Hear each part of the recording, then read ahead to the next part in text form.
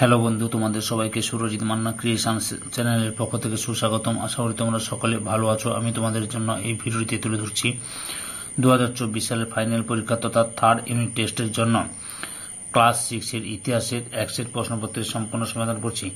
তোমরা প্রশ্নপত্রের সেটটি পেয়ে যাবে রায় ও মার্টিন প্রশ্ন বিচিত্রার 269 নম্বর পেজের মডেল সেট 9 এর Krishnanagar government girls high school এই স্কুলের প্রশ্নপত্রের সেটটি সম্পূর্ণ সমাধান করছি।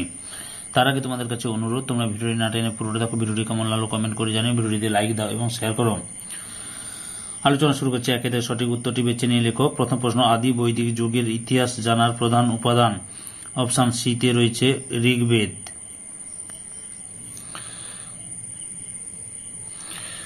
2 নম্বর প্রশ্ন, গায়ত্রী মন্ত্র রচিত হয়েছিল। অপশন সি তে সূর্য দেবতার।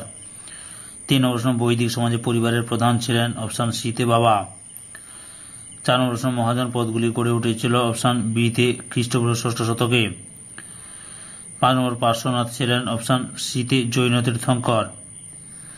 6 নম্বর, ইন্ডিকা বইটি রচনা করেন। অপশন সি তে মেগাস্থিনিস। 7 নম্বরের জনপদ হল। অপশন এ তে কৃষিভিত্তিক। 8 নম্বরে, গুপ্ত ও গুপ্ত পরবর্তী যুগে আমলে ধর্মীয় উদ্দেশ্যে জমিদানকে বলা হয়। অপশন সি তে অগ্রহার ব্যবস্থা। 9 নম্বরে, বৌদ্ধ সাহিত্যগুলি যে ভাষাতে লেখা হতো তা হল। অপশন বি তে পালি ভাষা। 10 নম্বরে, দেবী চন্দ্রগুপ্ত রচনাটি। অপশন সি তে নাটক। 11 নম্বরে, পাণিনি রচিত অষ্টাধ্যায়ীর বিষয়বস্তু ছিল। অপশন এ তে ব্যাকরণ। 12 নম্বরে, চিকিৎসক জীবক ছিলেন। অপশন এ তে বিম্বিসার। তারপরে 13 নম্বরে, হিরোডোটাসের মতে হিন্দু ছিল পারসিক সাম্রাজ্যের একটি। অপশন এ তে প্রদেশ। 14 নম্বরে, ইন্দো গ্রিক বলা হতো। অপশন বি তে ব্যাকটেরিয়ার অধিবাসীদের। এরপরে লক্ষ্য করো,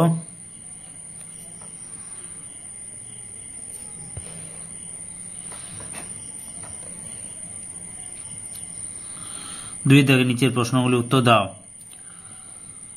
প্রথম প্রশ্ন, ঋগ্বেদের বিখ্যাত 10 রাজা যুদ্ধে 10 রাজাদের পরাজিত করেন কে? উত্তরটি হল সুদাস।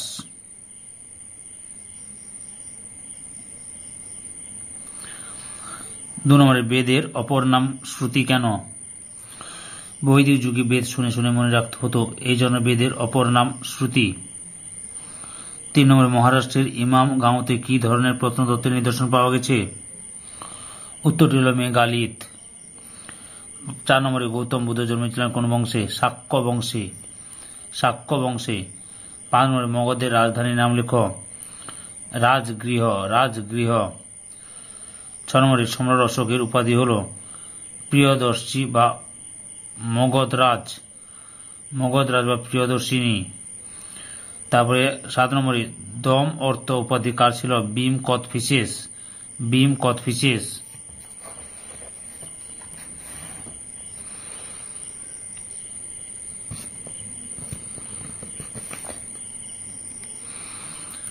8 নম্বরে, আইহোল প্রশস্তি কার রচনা? রবি কীর্তি।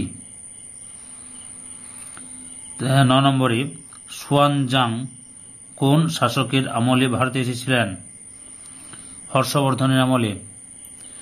10 থেকে, মেগাস্থিনিসের মতে ভারতীয় উপমহাদেশের সমাজে কয়টি বর্ণ ছিল ও কি কি? 7টি বর্ণ ছিল। কি কি এগুলো লিখে দিচ্ছে এখানটায় দেখো। ব্রাহ্মণ, কৃষক, পশুপালক, শিল্পী, যোদ্ধা, গুপ্তচর। তারপরে হচ্ছে 11 নম্বর, প্রাচীনকালে সুদর্শন হ্রদটি কোথায় অবস্থিত ছিল? কাথিয়াবাড়ে। তারপরে 12 নম্বরে কি রয়েছে? বণিকগ্রাম বলতে কি বোঝো? উত্তরটি লক্ষ্য করো, বণিকগ্রাম।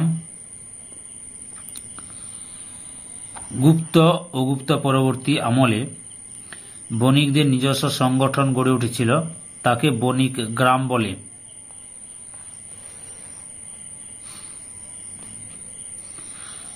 13 নম্বরে, বিশাখা দত্তের লেখা একটি নাটকের নাম লেখো। মুদ্রা রাক্ষস। তারপরে রয়েছে 14 নম্বরে, মিনান্দার কে ছিলেন? মিনান্দার ছিলেন ইন্দো গ্রিক রাজাদের মধ্যে সবচেয়ে বিখ্যাত রাজা। ব্যাকট্রিয়া গান্ধার কান্ধার অঞ্চলে তার শাসন ছিল। তার রাজধানী ছিল সাক্কল বা বর্তমানে পাকিস্তানের শিয়ালকোট। 3 থেকে সংক্ষিপ্ত উত্তর দাও যে কোনো 6টি। প্রথম প্রশ্ন, সপ্ত সিন্ধু অঞ্চল বলতে কোন অংশকে বোঝায়? আদি বৈদিক যুগের আদিবাসী বা আর্যদের বাসভূমি ছিল সপ্ত সিন্ধু অঞ্চল। সপ্ত সিন্ধু বলতে বোঝায় সাতটি নদীর তীরবর্তী এলাকাকে। সাতটি নদী হল সিন্ধু, সরস্বতী ও পাঞ্জাবের 5টি নদী, বিতস্তা, চন্দ্রভাগা, শতদ্রু, ইরাবতী ও বিপাশা। বর্তমান পাকিস্তান ও আফগানিস্তানের উত্তর পশ্চিম সীমান্তের সঙ্গে আদি বৈদিক যুগে মানুষের পরিচয় ছিল। 2 নম্বর প্রশ্ন, ঋগ্বেদের যুগে কয়েকজন দেবতার নাম লেখ। দেবতাদের নাম হচ্ছে অগ্নি, ইন্দ্র, সোম, রুদ্র, বরুণ, মিত্র। তারপরে রয়েছে 3 নম্বরে, মেগালিথ বলতে কি বোঝো? উত্তর, মেগালিথ হল বড় পাথরের সমাধি। বিভিন্ন ধরনের পাথরের সমাধি। প্রাচীন ভারতে বিভিন্ন অঞ্চলে জনগোষ্ঠীর পরিবারের মৃত ব্যক্তিদের সমাধি বড় বড় পাথর দিয়ে চিহ্নিত করা হতো। এই সমাধিগুলি নানা রকম দেখতে হতো। কোথাও একটি বড় পাথর আকাশের দিকে মুখ করে পোঁতা হতো, কোথাও সমাধির চারপাশে অনেকগুলো পাথর বৃত্তাকারে সাজানো হতো, কোথাও অনেকগুলো পাথর একটি বড় পাথর দিয়ে ঢাকা দেওয়া হতো, আবার কোথাও পাহাড় কেটে গুহা বানিয়ে সমাধি বানানো হতো। 4 দাগে ষোড়শ মহাজন পদের অন্তর্গত 2টি গণরাজ্যের নাম লেখ। মল্ল ও বজ্জি। 5 নম্বরে, বোধি বৃক্ষ কাকে বলা হয়? এটা হচ্ছে তোমাদের পাঠ্য বইয়ের 71 নম্বর পেজে রয়েছে, তোমরা ওখান থেকে লিখে নিও। 6 নম্বরে, ত্রিপিটক কি? উত্তর, ত্রিপিটক বা ত্রিপিটক হল বৌদ্ধদের প্রধান ধর্মগ্রন্থ। সূত্র পিটক, বিনয় পিটক এবং অভিধম্ম পিটক, এই 3টি ভাগ নিয়ে ত্রিপিটক গঠিত।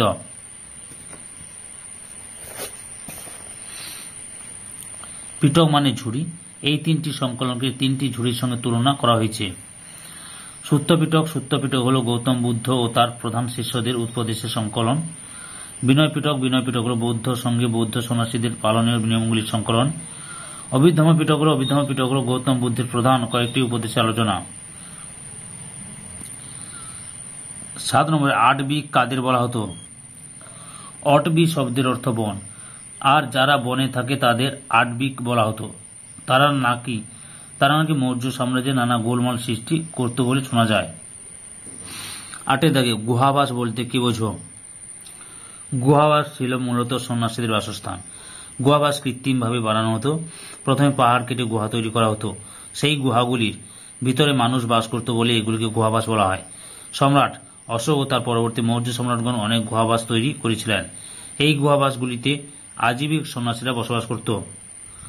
9 নম্বর প্রশ্ন, হর্ষবর্ধন লেখা 2টি নাটকের নাম লেখ।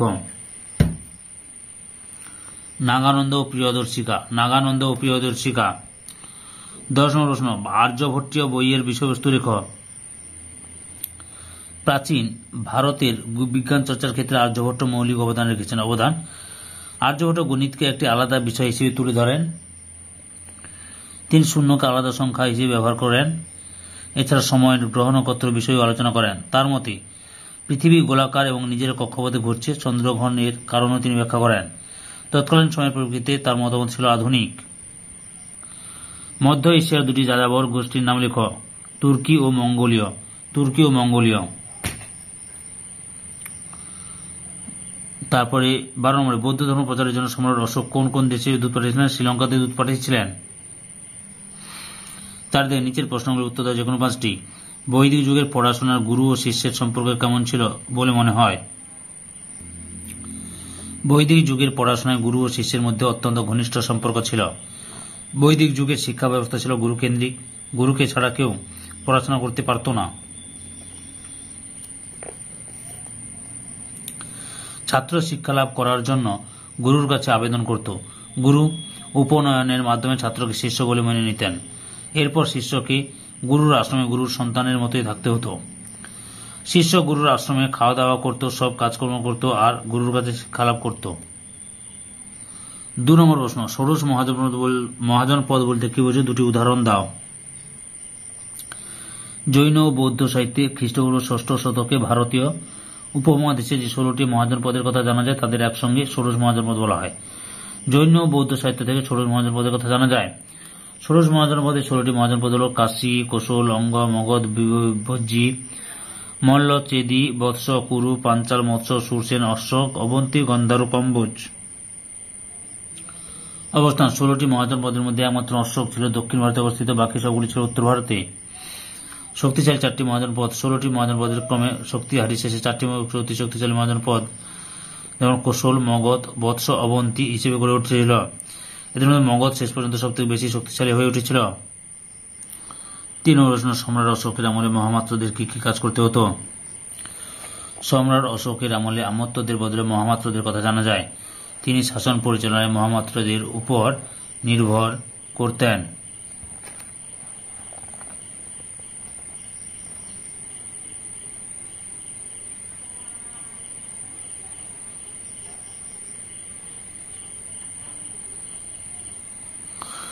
চার নম্বর প্রশ্ন, কুষাণ কাদের বলা হতো? 69 পাঠ্য 69 পেজে রয়েছে, এটা একটু দেখে নিও তোমরা। মেগাস্থেনিসের চোখে ভারতীয় সমাজে জাতিভেদ কিরকম ছিল, এটাও পাঠ্যবইতে রয়েছে, এটা ঠিক একটু দেখে নিও। ওকে।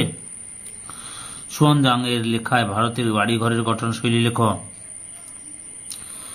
সুয়ানজাং বলেছেন, গ্রামের বাড়িগুলির দেওয়াল ও মেঝে মাটি দিয়ে তৈরি, শহরে বাড়িগুলি ইট ও বালি দিয়ে তৈরি। বাড়ির বারান্দায় তৈরি হতো কাঠ দিয়ে, বাড়িগুলির দেওয়াল ও মেঝে ছিল মাটির। জনগণের মধ্যে জাতিভেদ ছিল। 7 তক্ষশিলা মহাবিহারের ছাত্র ভর্তি কিভাবে না হতো? তক্ষশিলা গান্ধার মহাজনপদের রাজধানী। তক্ষশিলায় বহু দেশি বিদেশি পণ্ডিত মানুষের আনাগোনা ছিল, ফলে তক্ষশিলা বৌদ্ধ ধর্মের শিক্ষাকেন্দ্র হিসেবে বিখ্যাত হয়ে উঠেছিল। তক্ষশিলা মহাবিহারের খ্যাতি চারিদিকে ছড়িয়ে পড়েছিল। তক্ষশিলা মহাবিহারের উচ্চ শিক্ষা লাভ করার জন্য বিভিন্ন অঞ্চলের ছাত্ররা এখানে আসত। শিক্ষার্থীর বয়স এখানে 16 থেকে 20 বছর বয়সে ছাত্ররা ভর্তি হতো। শিক্ষাকাল এখানে মোটামুটি 8 বছর লেখাপড়া করতে হতো। লেখাপড়ার মান ছিল বেশ উন্নত। এখানে লিখিত পরীক্ষা হতো না, পরীক্ষার পদ্ধতি ছিল সহজ। তক্ষশিলা মহাবীরের বিখ্যাত ছাত্র ছিলেন জীবক পাণিনি চরক। 8 অশোক স্তম্ভ সম্বন্ধে লেখ। মৌর্য শিল্প চর্চার অন্যতম নজির ছিল স্তম্ভ। সম্রাট অশোক অনেক স্তম্ভ তৈরি করেছিলেন। একটি মাত্র পাথর কেটে তৈরি স্তম্ভের মাথায় থাকত সিংহ, হাতি, ষাঁড় প্রভৃতি প্রাণীর মূর্তি। এই অশোক স্তম্ভ দেখে নাও। অশোক স্তম্ভ। 10 গান্ধার শিল্পের বিবরণ দাও। দেখানো গান্ধার শিল্প সম্পর্কে। এই গান্ধার শিল্প কি বুঝতে পেরেছ? দেখো এখানে গান্ধার শিল্প রয়েছে। কুষাণ যুগে গ্রিক, রোমান ও ভারতীয় শিল্পরীতির সমন্বয়ে যে শিল্প ঘটেছিল তা গান্ধার শিল্প বলা হয়। খ্রিস্ট 1ম ও 4র্থ শতকে এই শিল্প বিকাশ লাভ করে। গান্ধার শিল্পের শ্রেষ্ঠ নিদর্শন হল বুদ্ধমূর্তি।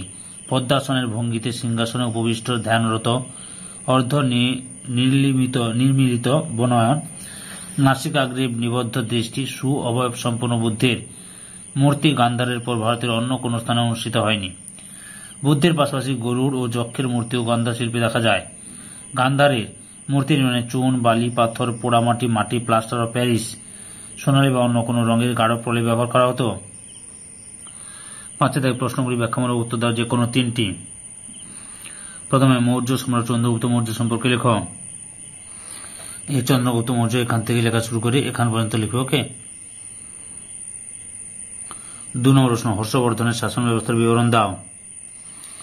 দেখো হর্ষবর্ধনের রাজ্যজয় ও শাসন ব্যবস্থা, যেহেতু শাসন ব্যবস্থা লিখতে বলেছি তোমাদের, শাসন ব্যবস্থা এখান থেকে এত দূর লিখবে। 3 নম্বরে প্রাচীন ভারতীয় উপমহাদেশের জলসেচ ব্যবস্থা সম্পর্কে লেখ। প্রাচীন ভারতীয় উপমহাদেশের জলসেচ প্রকল্পগুলিকে সেতু বলা হতো। প্রাচীন জলকে উৎসকে ভিত্তি করে এক ধরনের সেতু গড়ে উঠত। আবার কৃত্রিম উপায়ে অন্য এলাকা থেকে প্রয়োজনীয় জল আনিয়ে ধনী ব্যক্তিদের উদ্যোগে সেতু তৈরি হতো।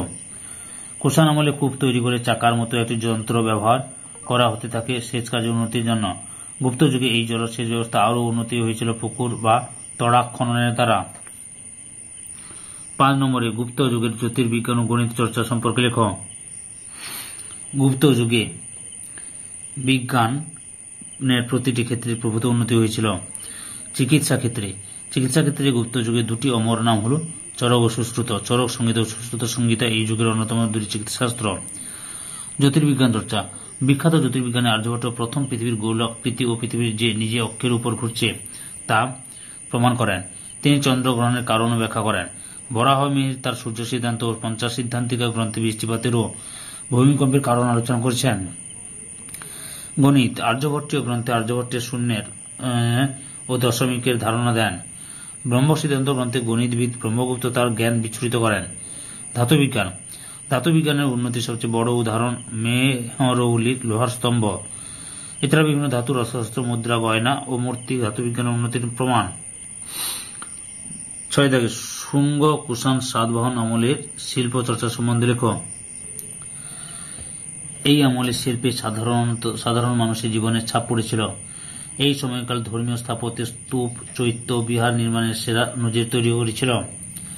স্থাপত্য শিল্পে প্রধানত বৌদ্ধ ধর্মচর্চা জড়িত থাকলেও জৈন ধর্মের স্তূপ ও হিন্দু মন্দির স্থাপত্যের নজির ছিল। শুঙ্গ কুষাণ যুগের ভাস্কর্য শিল্প ছিল মূলত বুদ্ধের জীবন ও বৌদ্ধ ধর্মকেন্দ্রিক। এই আমলে পোড়ামাটির ব্যাপক ব্যবহার শুরু হয়েছিল। সম্পূর্ণ ভিডিওটি দেখার জন্য তোমাদের সবাইকে অসংখ্য ধন্যবাদ।